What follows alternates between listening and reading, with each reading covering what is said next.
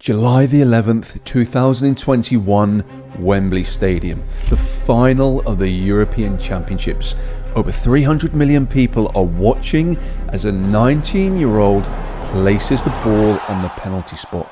Everything he has ever worked for, every dream he has ever had, it's all led to this single kick. The hopes of a nation rest upon his shoulders. And what comes next is a weight that would crush most players.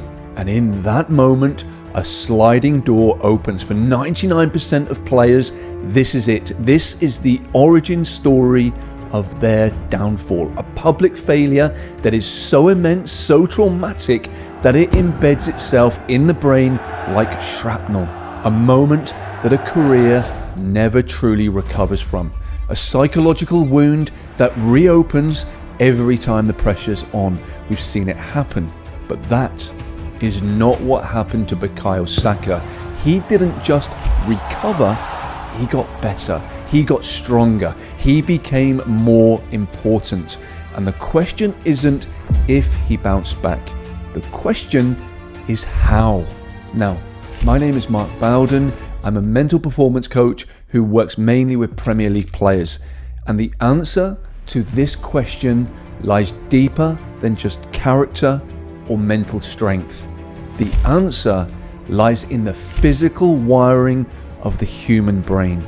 And in this video, we're not just going to admire Saka's resilience, we are going to break down the exact neuroscience of how the brain processes failure and how elite performers can physically rewire a traumatic memory, turning it from their greatest weakness into their most powerful source of fuel.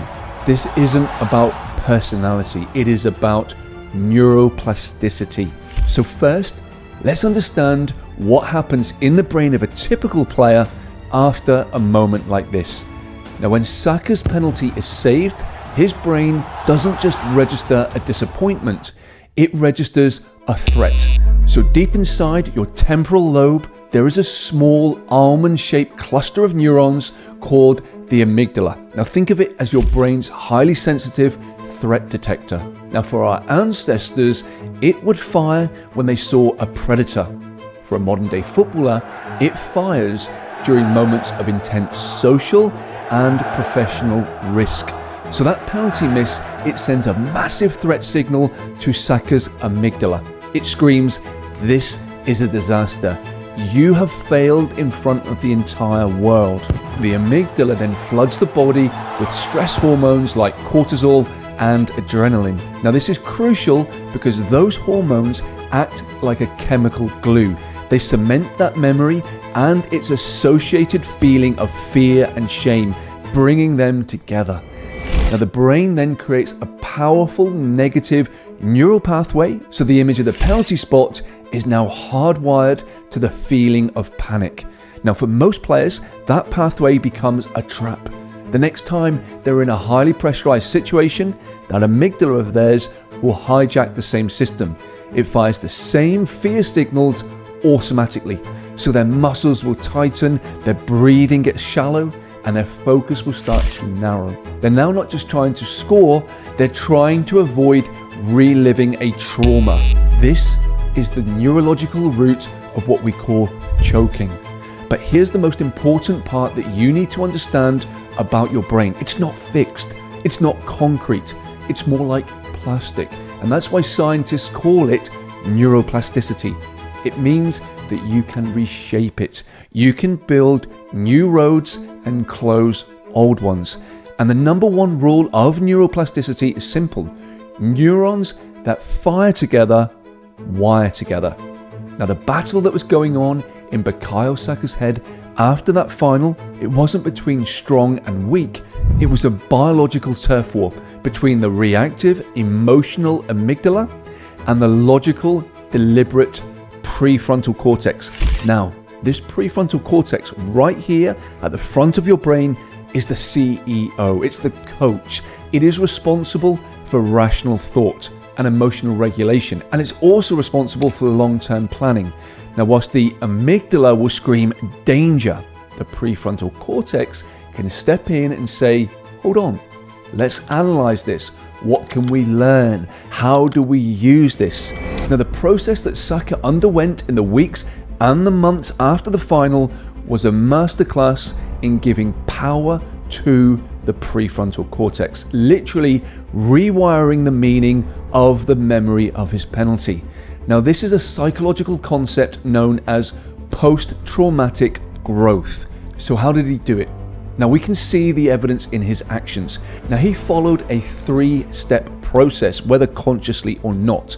And this is a textbook guide to applied neuroplasticity. So step 1 is he confronted the memory. He didn't avoid it. Now, the amygdala's number 1 trick is to make you avoid the thing you fear. So if a player who misses a penalty avoids talking about it, avoids watching it, and avoids taking another one, that fear pathway, it actually gets stronger and stronger. The brain learns the only way to be safe is to run from this. Saka, though, he did the opposite. In the immediate aftermath, he faced the cameras, he faced his teammates, and in the days that followed, he faced the disgusting racist abuse that he received online. He didn't hide.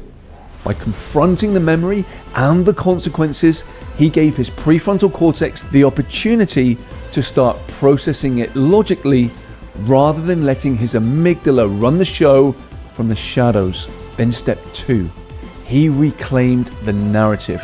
So a few days after the final, Saka released a powerful statement on social media. He didn't make excuses. He took full ownership, and he wrote, "There are no words to tell you how disappointed I was, but I will not let that moment or the negativity that I've received this week break me." Now, this is a profoundly important neurological act. He was using his prefrontal cortex to assign a new story to that memory. The story was no longer, "I'm a failure." The story became, "I am a person who experienced failure, and I will use it to come back stronger." Now, every time you reframe a negative memory with a positive, forward-looking story, you weaken the old fear-based connection and you start to build a new motivational one. Now, he was telling his own brain how to interpret the event. Then comes step 3, deliberate, high-stakes re-exposure. Now, this is the final and the most powerful step. This is the moment that sealed the new neural pathway in its place in his brain. So Bukayo Saka, he stepped up and he became Arsenal's dedicated penalty taker. Now think about the courage that takes. He was deliberately in front of millions, walking back into the exact same situation that caused the trauma. But this time, his brain was different. He had spent months building a new road. And when he scored his first penalty after the Euros, his brain was not flooded with cortisol. It was flooded with dopamine and serotonin. And these are the chemicals of reward and success. That positive chemical wash is what cements the new pathway. And then, with every successful penalty, that old wiring from Wembley, it got weaker. And the new wiring got stronger. So the trigger, a penalty kick. It no longer fired the fear circuit. It now fired the opportunity and the redemption circuit. He had successfully used experience to physically change his own brain. And the results are undeniable. Since that miss, his goals and assist numbers have exploded. He has become the undisputed star for his club and one of the first names on the team sheet for his country. He didn't just return to his baseline, he created a new one. And that is the definition of post-traumatic growth. So, Bukayo Saka's comeback from the Euro 2020 final, it was not a miracle, it was a masterclass in emotional engineering. He didn't magically erase the memory of that miss, he fundamentally changed its meaning and rewired its impact on his whole nervous system. And this process isn't reserved for elite athletes, it is available to every single one of us. The next time that you face a failure, So a crucial mistake in a match, a bad training session, maybe getting dropped from the team, you have a choice now. Are you going to let your amygdala, your threat detector, are you going to let it wire that moment as trauma? Are you going to avoid it, let it fester, allow the fear to take control? Or are you going to activate your prefrontal cortex, your inner coach? Are you going to confront the memory, reframe the narrative, and then deliberately seek out the chance to overwrite the failure with success? Because failure is guaranteed in any ambitious journey. But whether that failure defines you or fuels you, that is a neurological choice. But Kyle Saka, he is living proof that our deepest wounds don't have to become our weaknesses, because with the right processes, they can be rewired to become our greatest strengths. Now, the concepts that we've just discussed today are just the start. If you want more simple, actionable insights like this on everything from confidence to decision making, I share my very best strategies every week in my private newsletter for serious players. It is 100% free, and it is designed to help you close the gap between your talent and your performances. Now click the first link in the description to sign up. And right now, if you want to learn more about how to build a mindset that thrives under pressure, check out the video on the screen now on the neuroscience behind Jude Bellingham's pressure-proof brain.